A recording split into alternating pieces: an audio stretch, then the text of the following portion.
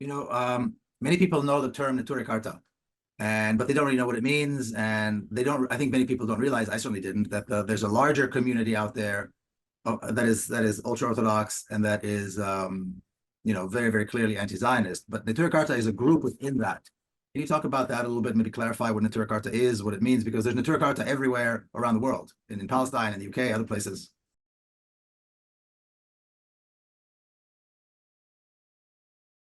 Right. Neturei Karta, the translation of Neturei Karta, it's Aramaic, is the protectors of the city, referring to the city of Jerusalem. This name was given to the vocal people in Jerusalem at the time when Zionism came in to the Holy Land, way before the creation of the State of Israel. This was in the late 1930s, 1938.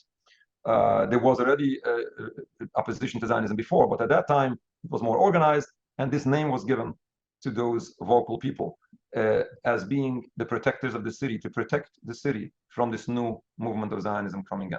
As you said before, because the Jewish leadership, the religious Jewish leadership at the time realized that this is going to be destructive, this is going to be dangerous, this is going to be catastrophic in so many ways, religiously, physically, in so many ways to everyone involved. This movement, these people are still around. We are descendants of those previous generations. I personally am not from Jerusalem. My ancestors are not from Jerusalem. We are from Eastern Europe. But there is still a very strong Neturei Karta community in Jerusalem. There are many, many Neturei Karta people who left the Holy Land since the beginning of Zionism, and they are in many parts of the world. And that's one of the ways how Neturei Karta spreads around the world.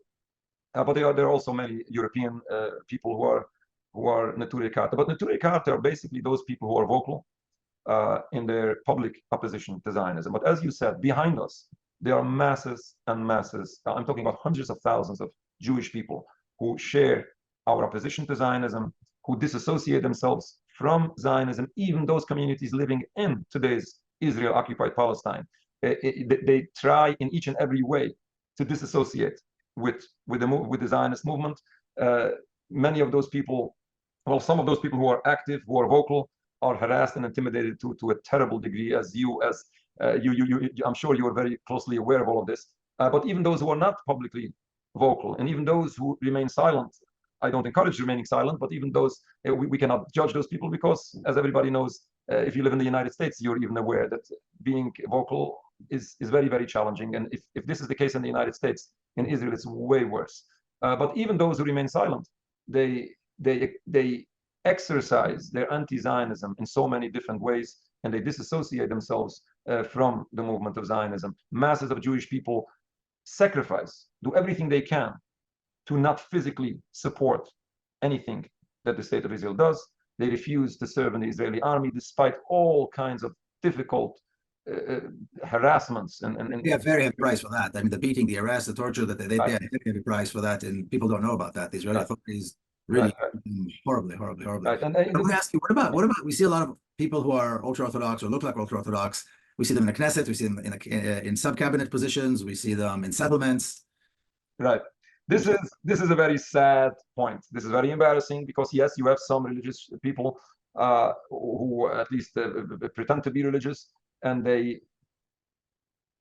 some of them support Zionism. Did they just decide to accept Zionism? Well, some of them accept Zionism. Some of them support Zionism. Some of them are that radical settler movement who are the most radical element of Israel.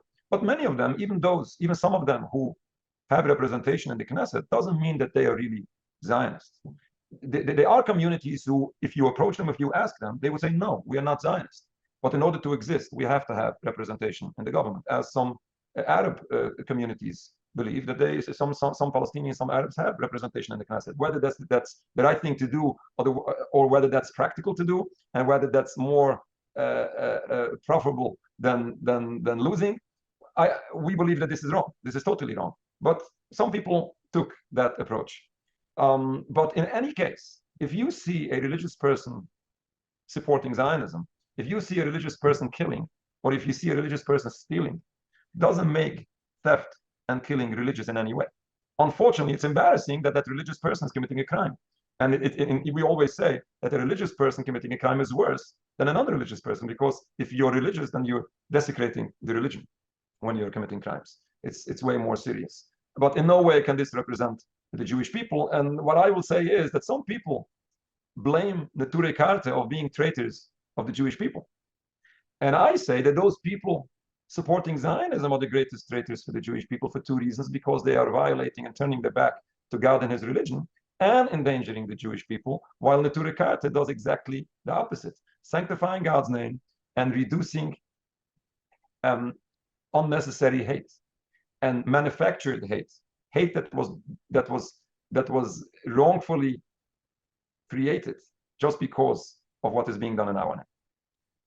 We are here for humanity and for the Jewish people.